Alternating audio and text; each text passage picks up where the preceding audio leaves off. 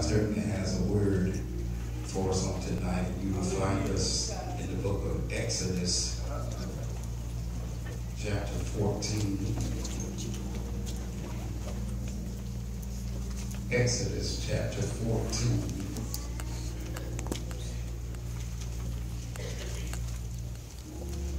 Praise the Lord. Thank you. Good gracious. Oh, it's really good.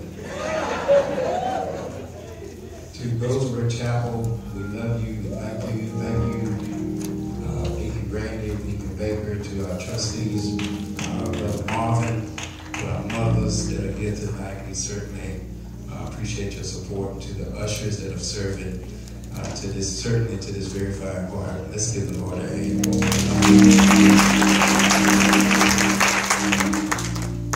Exodus 14, beginning at verse 10, and you will find these words recorded.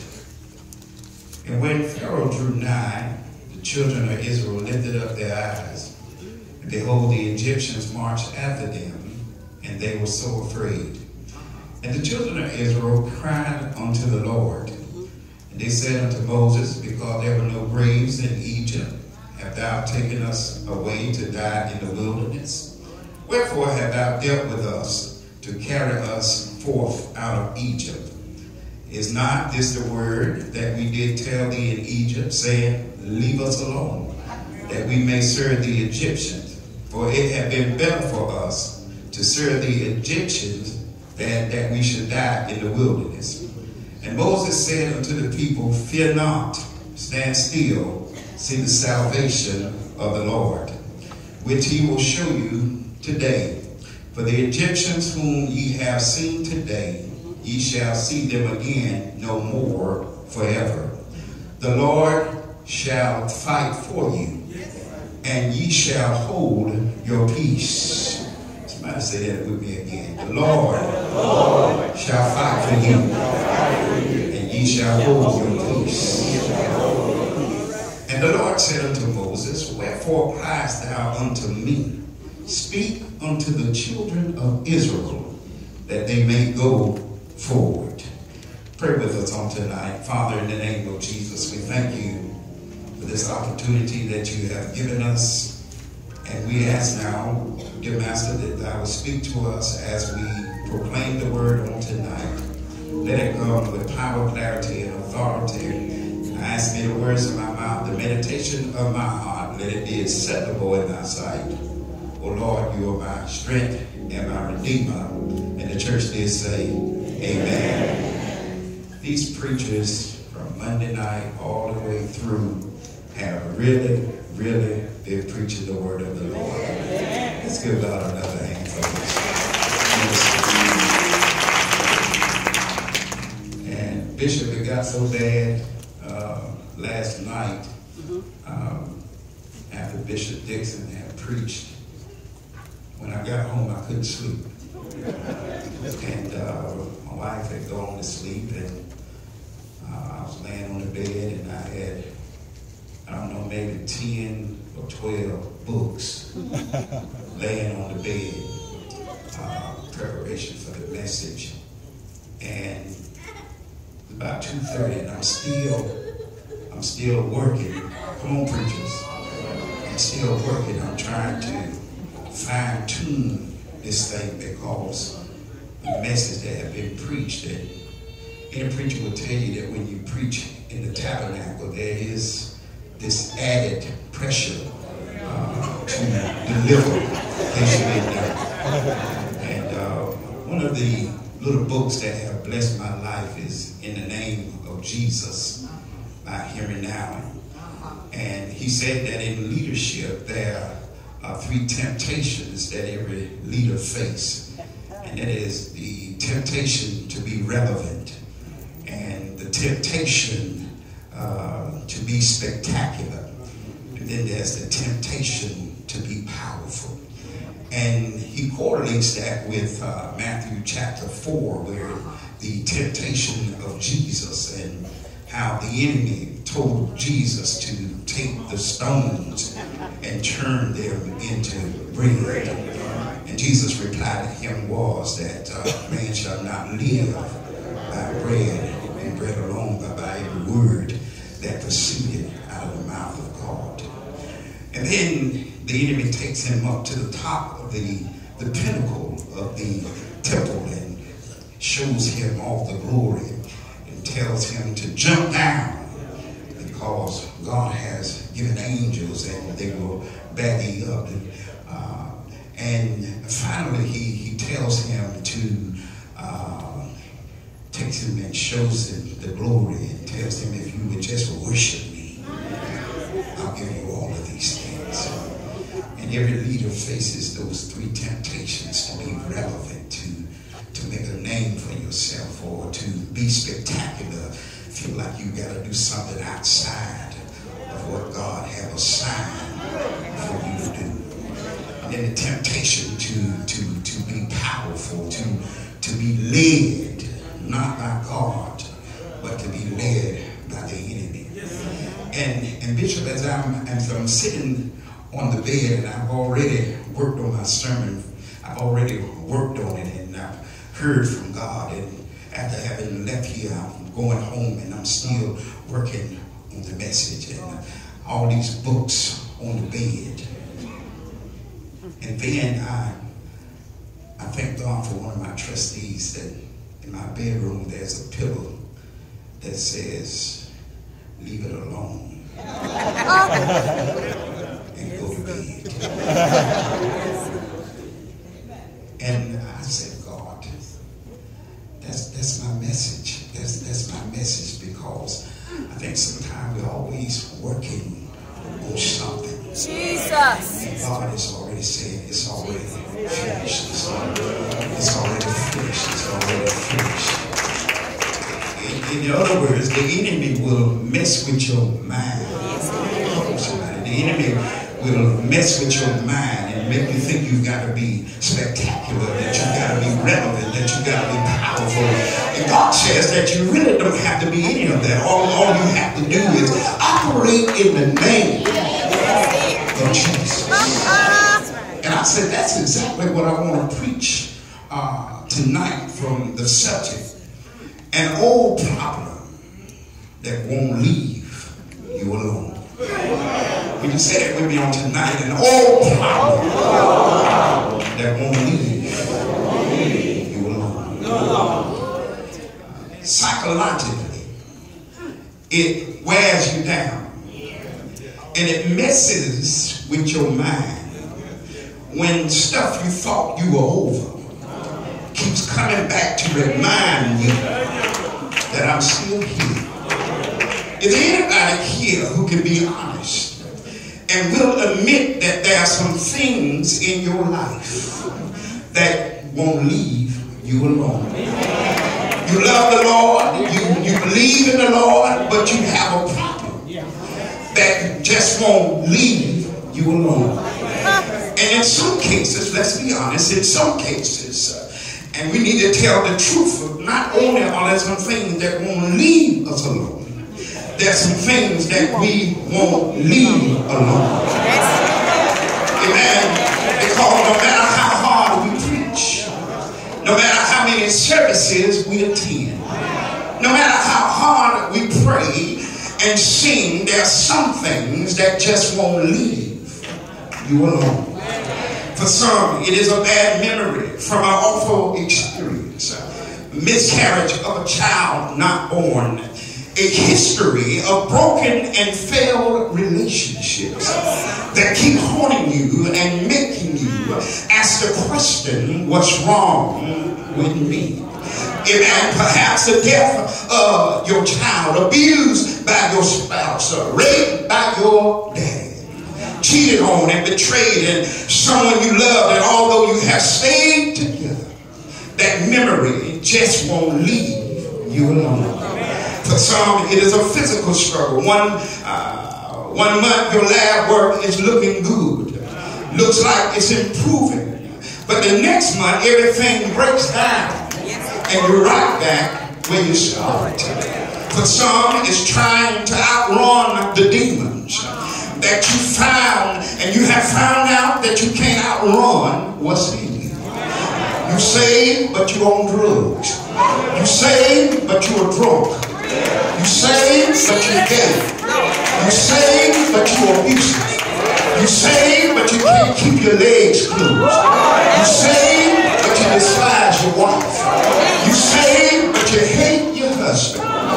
Talking about old problems that just won't leave you alone. But before you give up and lose hope and return to your Egypt, God is saying, fear not, stand still and see the salvation of the Lord. The text reminds us that there are times that God simply needs his people to stand still. God said, I need for my people to understand what we so often forget, that your oppressor has a boss. And since your oppressor has a boss, we need to recognize that it's never about the oppressor. We have to remember that our real problem is not with the oppressor. Our real problem is with the oppressor's boss. In case you didn't know who the oppressor's boss is Jesus. Israel. Real problem was not the Egyptians. And today I will submit that our real problem today is not racism. Our real problem is not police brutality. Our real problem is not racial profiling. Our real problem is not a crooked and wicked system, nor is it bad judges and evil politicians. Neither is it gerrymandering. And I got news for you tonight that our real problem ain't even Trump.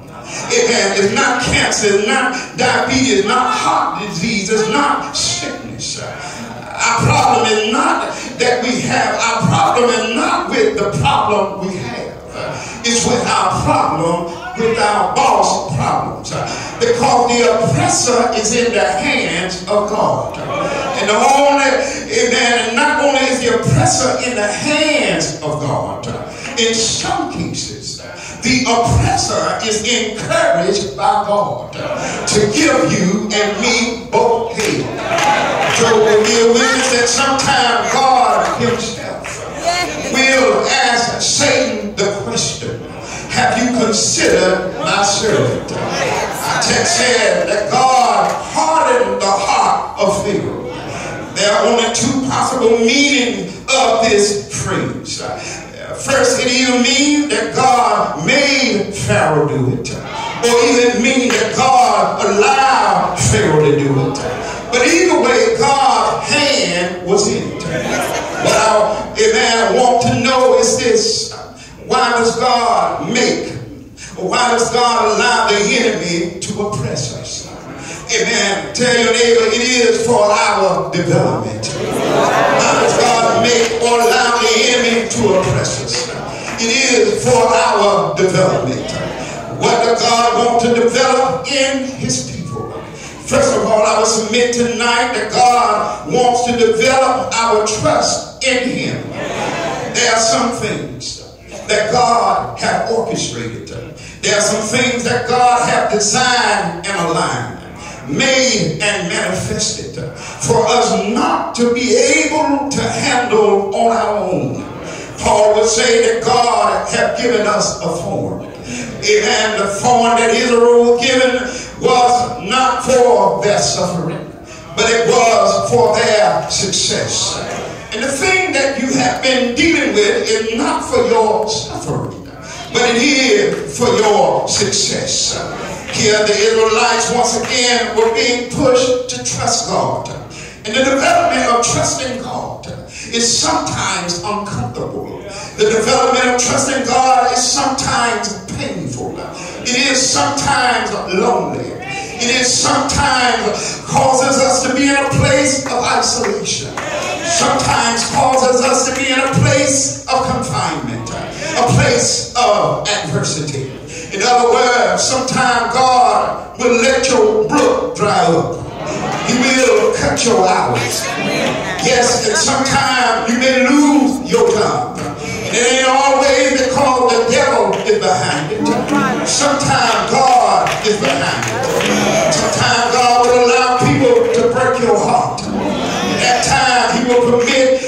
be betrayed by your best friend. Sometimes God will allow the enemy, amen, to not only break your heart, but permit you to be betrayed by your friends. Amen. A.W. Tozer had this quote that it is doubtful whether God can bless a man greatly until he has hurt him deeply. Amen. In other words, the stuff that we have to deal with is not always pleasant. But it has a purpose. And the purpose is to develop our trust in the Lord. Amen. Is there anybody here that know that God will sometime let the enemy afflict you? But how many of you know that we can still lean on the promises of God?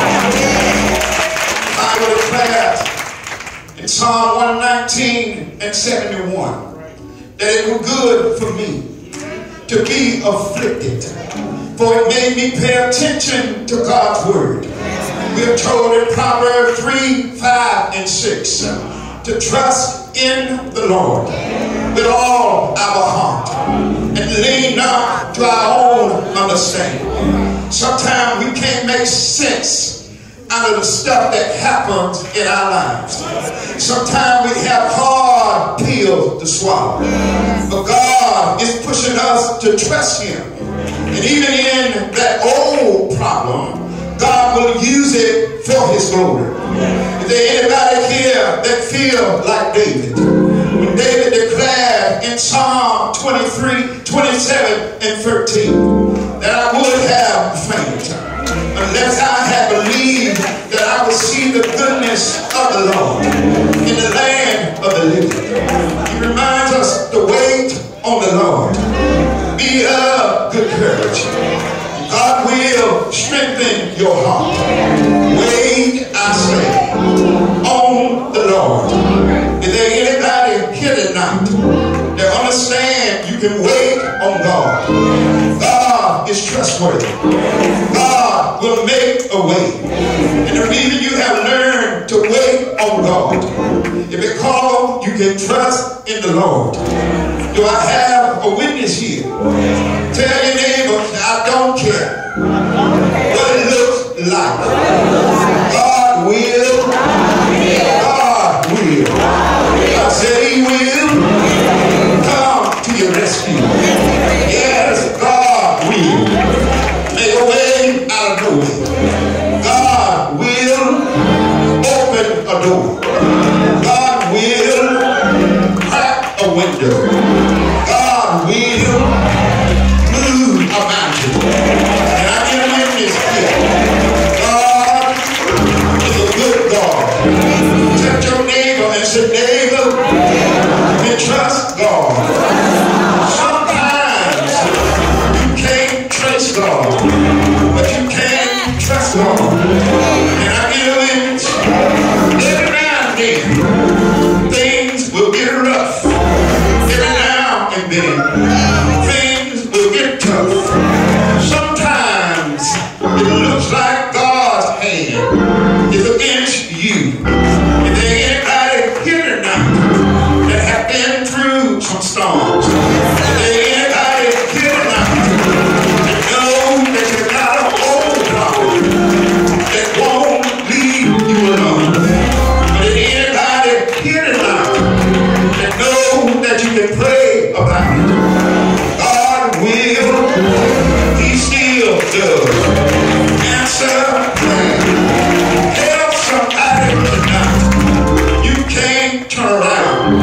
You can't give in. You gotta hold on to God. Storm gonna rise and gonna rise. But isn't it good to know we serve a God that when it looks like everything is going against you, God will step in and do the impossible. But I found out is this, that sometimes we try too hard, try to live too holy, and cut God out of the equation. But anybody here tonight that knows that I need God, I can't walk without the Lord. I need God. Hold my hand.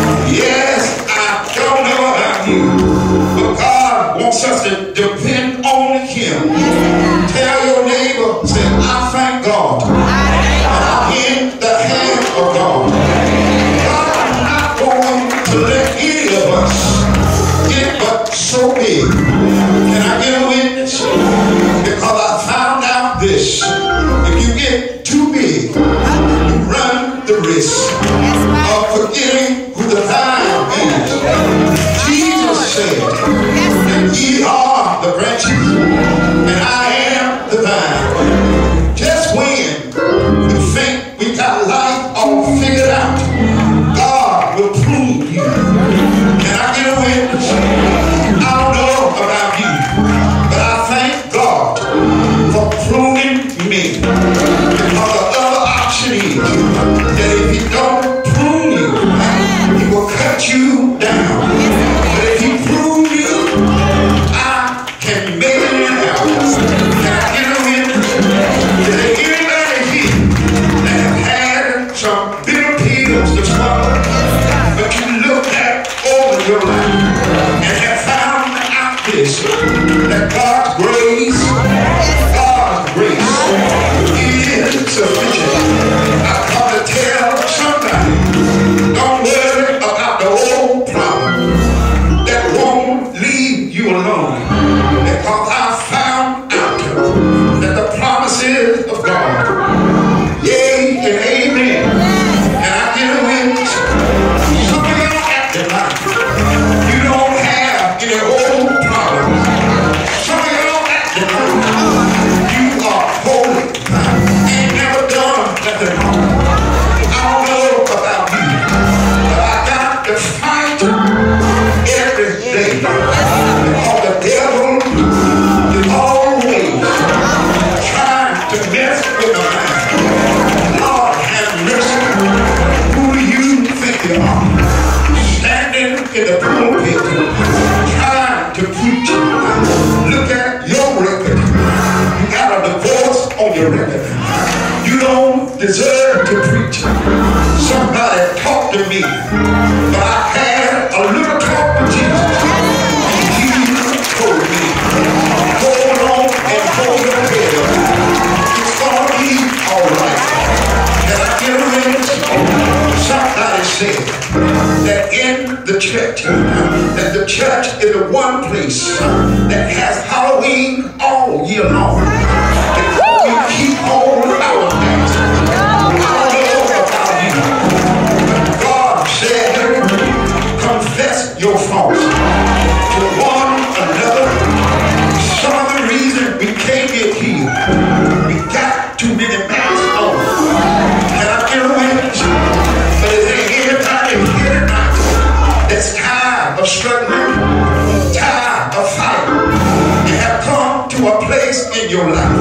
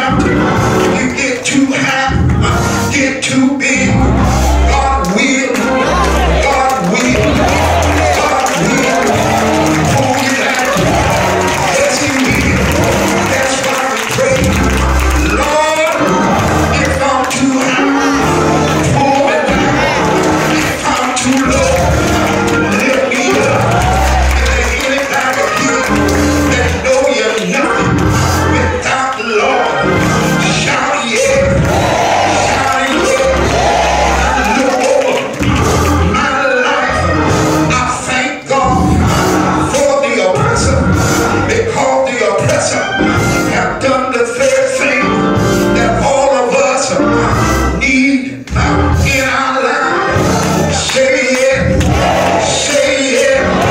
Not only does the Lord want us to trust Him, not only is the Lord developing us to depend on Him, but thirdly, I want you to know this is the real deal. Why God let us go through and allow the enemy to press us down. The last reason is God wants to develop some worshipers. Shout yeah, shout yeah. Are you a worshiper? Are you a worshiper? But before you can be a worshiper, you have to know the word of God. For you to be a worshiper, you got to understand the word of God. So when I look at my old problems that just won't leave me alone, it pushes me to realize just how much I need the Lord. Romans said 5:20, sin, where sin did abound, grace did much more. Say it, and now we say you can't break the promises of God by leaning on them. Look at somebody and say, neighbor, don't worry about the old problem. Tell them again, don't worry about the old problem. Tell them again, tell God, got your back. Shout it, yeah. The Israelites to stand still and to see the salvation of the Lord. I come tonight to tell somebody, stand still. Sometimes you're weary and wounded, tired of running.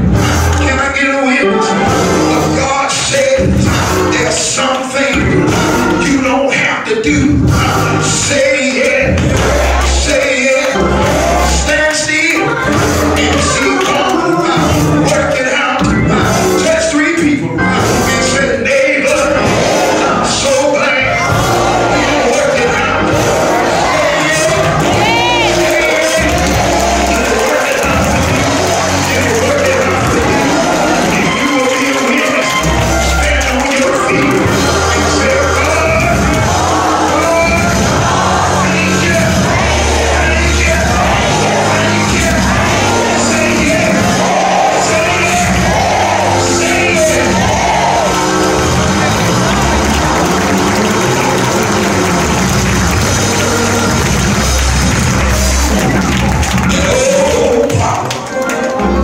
That won't leave you alone.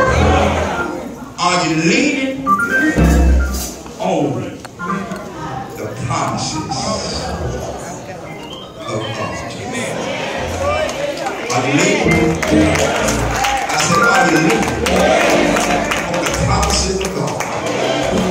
Somebody read that scripture tonight. It just blessed my soul. What? Who can separate from the love of God? And even though the Israelites could not go forward, could not go backwards, and the Red Sea were in front of them, and they deserved to die in the sea. But because of God's love, somebody always say something. Somebody always say something. Is anybody here to know that it was love that lifted you? If you know it was love that lifted you, we're going home. But stand on your feet and say, Lord,